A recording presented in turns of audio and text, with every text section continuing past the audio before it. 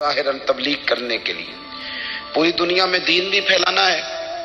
گھر میں 11 ازواج ہیں، 4 بیٹیاں ہیں، ان کی اولادیں، سارے کام کاج بھی دیکھنے ہیں، لیکن سیدہ طیبہ طاہرہ حضرت عائشہ صدیقہ رضی اللہ تعالیٰ عنہ فرماتی ہیں سارا دن تبلیغ کرتے، ہر غلام کے دکھ سنتے، گھر میں آتے تو اپنے گھر والوں کا خیال کرتے، کام میں ہمارا ہاتھ بٹاتے۔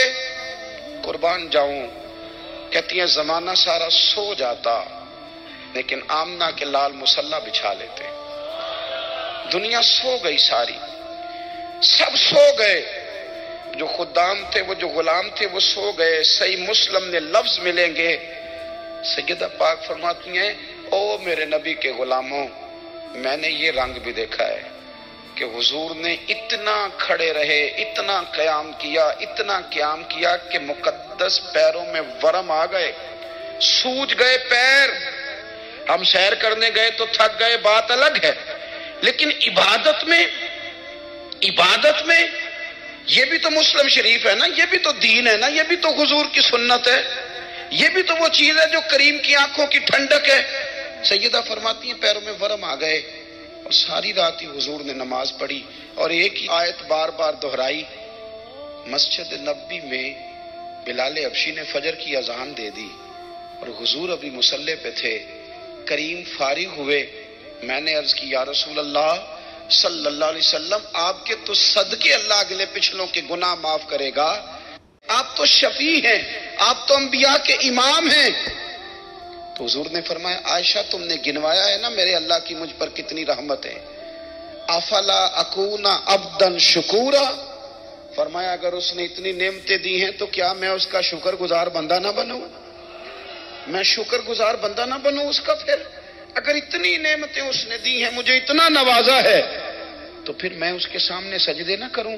او میرے بھائی، بڑے قابل فخر لوگ ہیں ہم کہ ہم نبی پاک کے غلام ہیں، ہم قابل فخر ہیں کہ نبی کریم کے غلام ہیں۔ کیا کبھی اس غلامی کے شکرانے میں بھی 2 نفل پڑھے کہ یا اللہ تیرا شکر ہے تو نے ہمیں حضور کا غلام بنایا ہے؟ یاد رکھیں کہ اپنی روحانی زندگی کو آباد کریں، استغفار پڑھیں، تسبیحات کریں، کچھ چھوٹے چھوٹے اعمال ہیں ان کو اپنی زندگی میں حصہ بنائیں۔ ترمذی شریف میں حدیث ہے، نبی پاک صلی اللہ علیہ وسلم نے فرمایا 3 مرتبہ شام اعوذ باللہ السمیع العلیم 3 دفعہ یہ پڑھو، اور 1 دفعہ سورۃ حشر کی آخری 3 آیات، هو اللہ الذی لا الہ الا هو عالم الغیب والشہادۃ هو الرحمن الرحیم۔ اعوذ باللہ من الشیطان الرجیم ہے نا، اس کو پڑھنا ہے اعوذ باللہ السمیع العلیم من الشیطان الرجیم۔ فرمایا 3 دفعہ اس کو پڑھو اور 1 دفعہ سورہ حشر کی 3 آیتیں، 1 دفعہ صبح اور 1 دفعہ شام۔ صبح کیا ہے، شام کیا ہے؟ تو اعلیٰ حضرت بریلوی فرماتے ہیں صبح سے مراد ہے آدھی رات ڈھلنے سے لے کر سورج نکلنے تک، آدھی رات ڈھلنے سے لے کر یعنی تہجد کا ٹائم سے لے کر سورج اور شام کیا ہے، دوپہر ڈھلنے سے لے کر مغرب کی اذان تک، یہ شام ہے۔ اب سن لیں، یہ ترمذی کی حدیث ہے سیاستہ کی، نبی پاک نے فرمایا جس نے 3 مرتبہ اعوذ باللہ پڑھی اور 1 بار سورہ حشر کی آخری 3 آیتیں پڑھی، 1 دفعہ صبح پڑھے، 1 دفعہ شام پڑھے، نبی کریم علیہ السلام فرماتے ہیں اگر صبح پڑھے گا تو 70,000 فرشتے شام تک، اور اگر شام کو پڑھے گا تو 70,000 فرشتے صبح تک پڑھنے والے بندے کی مغفرت کی دعا مانگتے رہیں گے۔ چلے میں تو اس بات پہ بھی بڑا راضی ہوں کہ پہلی دفعہ اہل سنت میں ایسا ہو رہا ہے کہ وظیفہ ملنے پر لوگ نعرے لگا رہے ہیں، پڑھنا وظیفہ بتائیں تو کہنے ابھی پڑھیں گے پر کوئی تویز بھی لکھ چھڑو ماڑا گیا۔ ایک صاحب آئے مجھے کہنے لگے جی برکت کوئی نہیں، غربت بڑی ہے۔ میں نے کہا سورۃ واقعہ پڑھا کر، کہنے پیر صاحب تھوڑی تکلیف کرو کو میں نے تویز بھی کر دیو۔ میں نے اسے کہا خدا کے بندے میں تویز دوں گا پتہ نہیں کام بنے گا نہیں بنے گا، سورۃ واقعہ پڑھ، یہ وہ تویز ہے جو مدینے والے رسول نے عطا فرمایا ہے کہ سورۃ واقعہ پڑھو تمہیں کبھی فاقہ نہیں آئے گا۔ تو وظائف پڑھیں، عبادات کریں، تیاری کریں، کچھ نیک اعمال بچائیں ایسے جن کا ہمیں پتہ ہو، جو ہمارے رب کو پتہ ہو۔ حضرت عبداللہ ابن عمر رضی اللہ تعالیٰ عنہ حضرت عمر کے صاحبزادے، مکہ مکرمہ میں ان کی قبر ہے۔ میں نے جب انہیں پڑھا تو مجھے ان سے بڑا پیار ہو گیا۔ لیکن آپ کو پتہ ہے وہاں جا کے کسی شخص کا مزار تلاش کرنا یا پوچھنا ایک مشکل کام ہوتا ہے. تو ایک دفعہ میں مکہ شریف میں حاضر تھا، تو ایک گاڑی والا ڈرائیور مجھے کہنے لگا کہ مولانا میں آپ کو جانتا ہوں، مجھے آپ سے محبت ہے، ایک بات بتاؤں آپ کو. میں نے کہا بتاؤ. کہنے لگے حضرت عبداللہ ابن عمر کی قبر دیکھنی ہے. میں نے کہا یہ تو نہیں کہہ رہا، یہ کسی نے بندوبست کرایا ہے، یہ اللہ نے تیرے دل میں بات ڈالی ہے، یہ ہو گیا تو لے چل مجھے. حضرت عبداللہ ابن عمر کو نبی پاک نے فرمایا تھا راجل صالح، یہ نیک بندہ ہے، یہ متقی آدمی. حضرت عبداللہ ابن عمر رضی اللہ تعالیٰ عنہ سیدنا فاروق اعظم رضی اللہ تعالیٰ عنہ کے صاحبزادے ہیں، اور ان کی ہمشیرہ سیدہ حفصہ رضی اللہ تعالیٰ عنہ حضور کی زوجہ محترمہ ہے. ایک دن اپنی ہمشیرہ سے کہنے لگے کہ نبی کریم صلی اللہ تعالیٰ علیہ وسلم گھر میں آئے نا، اور اگر حضور غم امت میں پریشان نہ ہوں، طبیعت کو حشاش بشاش دیکھو، تو ذرا پوچھنا تو صحیح حضور کا میرے بارے میں کیا خیال ہے، پوچھنا تو صحیح کہ کریم کی بارگاہ میں میرا کیا مقام ہے، میرے بارے میں حضور کیا فرماتے ہیں. اب بہن کو کام بتائے اور بتائے بھی بھائی، اور پھر بہن وہ کام نہ کرے، یہ تاریخ میں ہوتا نہیں. حضرت عمر فاروق رضی اللہ تعالیٰ عنہ کی صاحبزادی ام المومنین رضی اللہ تعالیٰ عنہ فرماتی ہیں کہ میں تو بس منتظر تھی. انہوں نے تو کہا تھا نا کہ اگر تم حشاش بشاش دیکھو تو بات کرنا، لیکن حضور تشریف لائے، میری باری تھی، میرے گھر تشریف لائے، کھانا پیش کیا تو فوراً میں نے عرض کی حضور ایک بات پوچھنی تھی. تو حضور نے فرمایا پوچھئے. میں نے عرض کی حضور میرے بھائی عبداللہ ابن عمر کے بارے میں آپ کا کیا خیال ہے؟ نوجوانوں میری بات پہ غور کرنا، میرے بھائی کے بارے میں آپ کا کیا خیال ہے؟ تو نبی کریم صلی اللہ تعالی علیہ وآلہ وسلم نے میری طرف دیکھا، اور پھر حضور زیر لب تھوڑا مسکرائے. اور بریلی کے امام کہتے ہیں کہ حضور مسکرا دیتے تھے نا تو جو بڑا دکھی ہوتا تھا وہ بھی ہنس پڑتا تھا. اب سوال پیدا ہوتا تھا کہ پھر تو اس مسکراہٹ کے لیے انتظار کرنا پڑتا ہوگا کئی کئی مہینے کہ حضور مسکرائیں تو رونے والے ہنسیں. تو اعلیٰ حضرت فرماتے نہیں، انتظار نہیں کرنا پڑتا، یہ مسکراتے رہنا تو حضور کی عادت ہے. جس کی تسکین سے روتے ہوئے ہنس پڑے، اس تبسم کی عادت پہ لاکھوں سلام. یعنی یہ تو عادت ہے حضور کی مسکراتے رہنا، اس کے لیے انتظار نہیں کرنا پڑتا. بھائیو آپ خیال رکھیں گے، غور کریں گے. حضرت عبداللہ ابن عمر رضی اللہ تعالیٰ عنہ کے بارے میں پوچھا تو سیدہ فرماتی ہیں کہ نبی کریم صلی اللہ تعالیٰ علیہ وسلم نہ زیر لب مسکرائے اور فرمایا حفصہ تیرا بھائی ہے تو اچھا، لیکن میں نے سنا ہے کہ عشاء کی نماز پڑھتا ہے تو فجر تک سویا ہی رہتا ہے. 9 بجے تک سونے کی بات نہیں ہوئی، 11 بجے اٹھنے کی بات نہیں، ہو جاتا ہے اور فجر تک سویا ہی رہتا ہے. اسے چاہیے کہ تہجد کے وقت اٹھا کرے، اللہ کی بارگاہ میں حاضر ہوا کرے، آہوزاری کرے، سجدے کرے، عبادت کرے. اٹھتا ہے اور فجر میں جا کے اٹھتا ہے.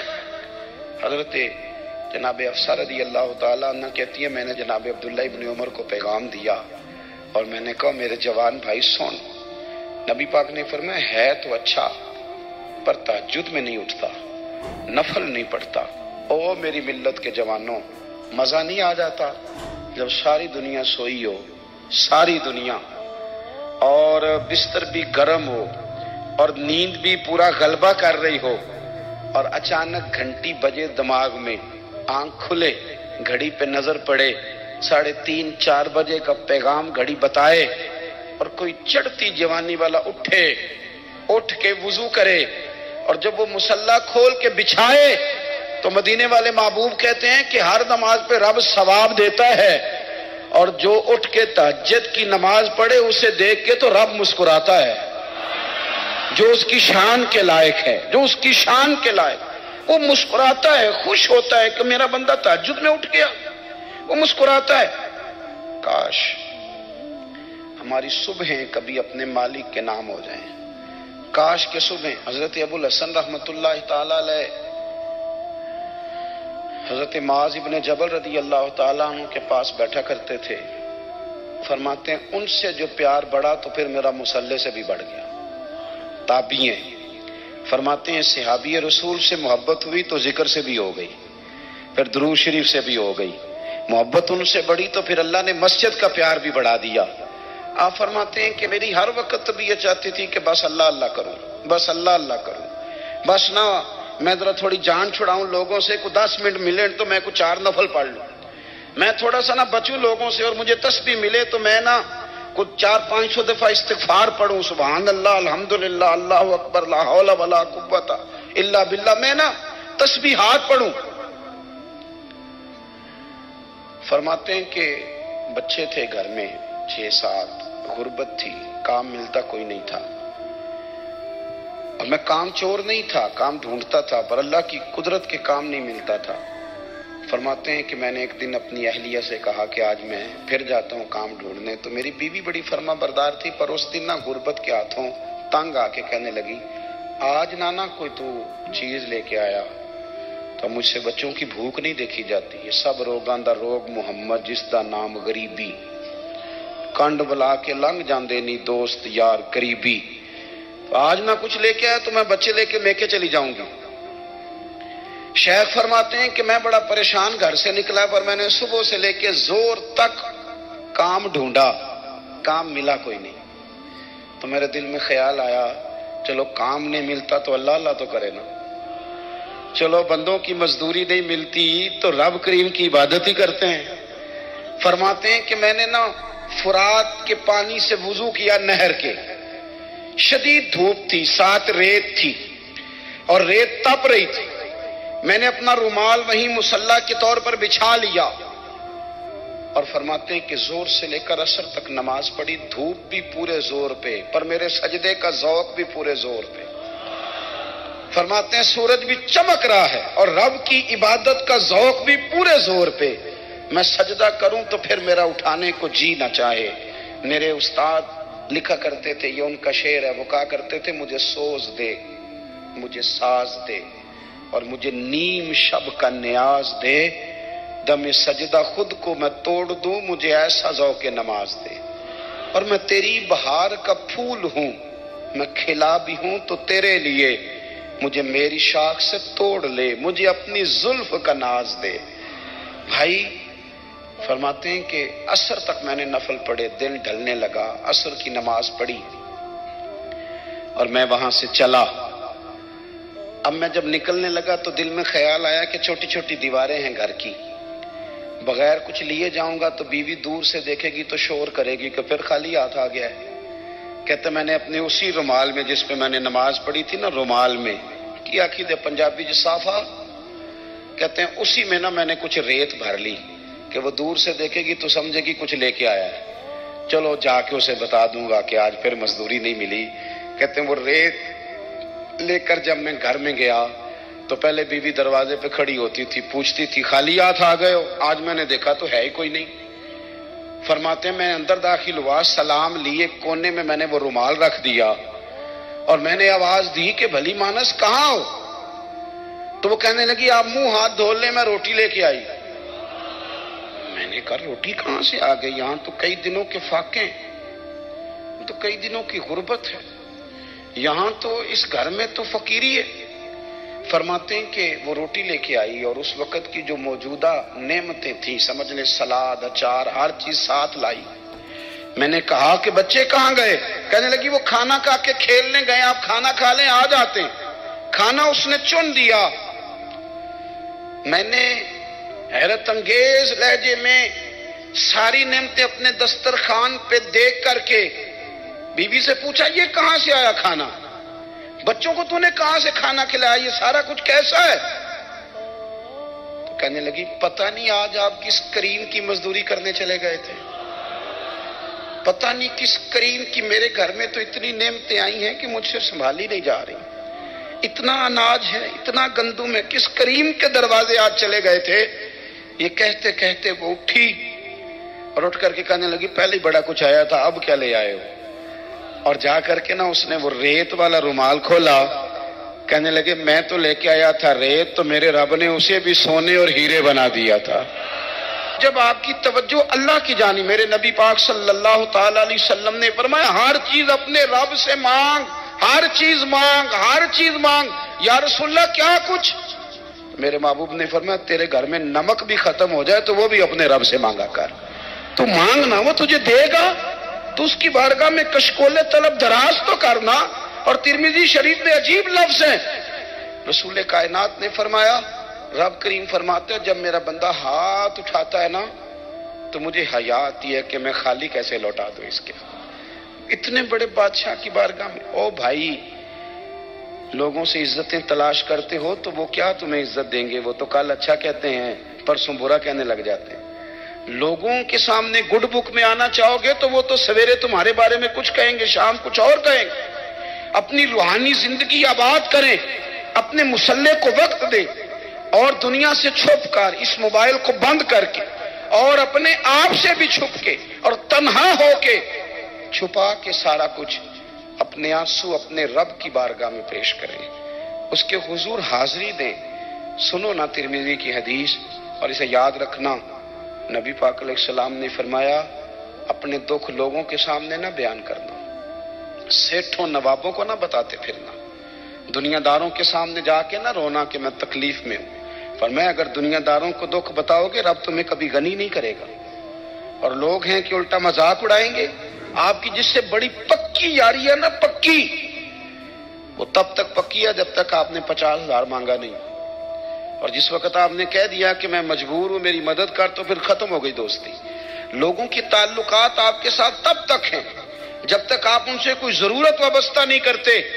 کریم محبوب فرمانے لگے بندوں کے سامنے دکھ نہ بیان کرنا، اللہ تجھے کبھی غنی نہیں کرے گا۔ تو اپنے دکھ اپنے رب کو بتا، تو دعائیں مانگ، تو اس کی بارگاہ میں حاضر ہو، تو اس کے حضور عرض کر۔ فرمایا اپنے دکھ اپنے رب کو بتا، وہ جلدی کرے یا دیر سے کرے تجھے ساری دنیا سے بے نیاز کر دے گا، تجھے کسی کا محتاج نہیں رہنے دے گا۔ اپنے مصلے کو، اپنی دعاؤں، ایک بزرگ فرماتے ہیں میں نے دعا مانگنے کا طریقہ اپنی بیوی سے سیکھا۔ سیکھنے والے تو اپنے بچوں سے بھی سیکھ لیتے ہیں، سیکھنے والے تو ہر ایک سے سیکھتے ہیں۔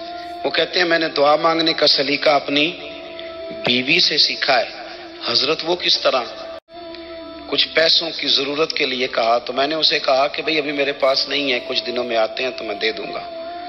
عورتوں کی عادت ہوتی ہے وہ بار بار یاد کراتی ہیں، 2-4 دنوں کے بعد پھر اس نے کہا حضرت وہ میں نے کہا تھا کچھ پیسے، میں نے اسے کہا کہ ابھی میرے پاس نہیں ہے، کچھ دنوں میں ملتے ہیں تو میں تمہیں دے دوں گا۔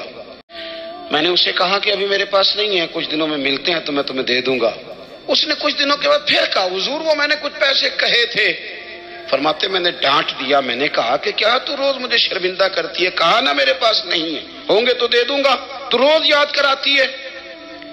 فرماتے ہیں اس نے پہلے تو میری ڈانٹ کو سہا، پھر میرے سخت جملوں نے اس کی آنکھوں میں آنسو پیدا کر دیے، پھر اس نے اپنے آنچل میں اپنے اس دکھ کو سمیٹا، اور پھر اس نے ایک جملہ کہا تو میں رو پڑا، اور مجھے اپنے رب سے مانگنے کا طریقہ آ گیا۔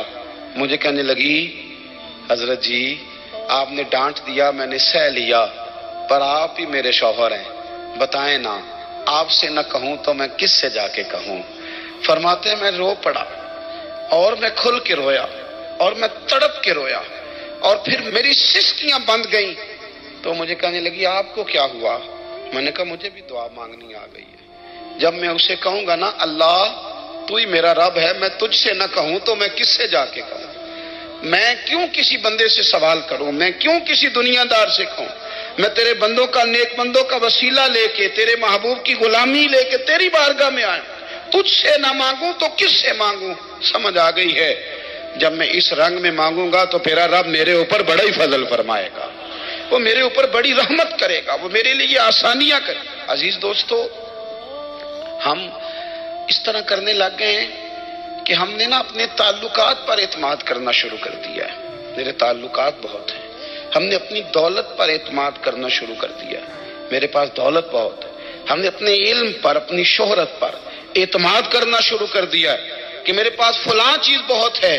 یاد رکھنا جب بے نیاز اپنی صفت بے نیازی دکھاتا ہے تو بڑی بڑی دولتوں والے مجبور نظر آتے ہیں۔ بھائیو جب انسان کا رشتہ اپنے مالک کے ساتھ ہوتا ہے پھر تو غم بھی کچھ نہیں کہتے، پریشانیاں بھی کچھ نہیں کہتی، پھر تو زندگی صبر والی، پھر تو زندگی توکل والی، پھر تو زندگی بھروسے والی، پھر انسان اپنے آپ کو رسوا نہیں کرتا، دنیا داروں سے امیدیں اس کی ختم ہو جاتی، امیدیں اللہ رسول سے لگا لیتا ہے، مضبوط ہو جاتا ہے، مضبوط، طاقتور ہو جاتا ہے، خوددار ہو جاتا ہے، باوقار باعزت ہو جاتا ہے۔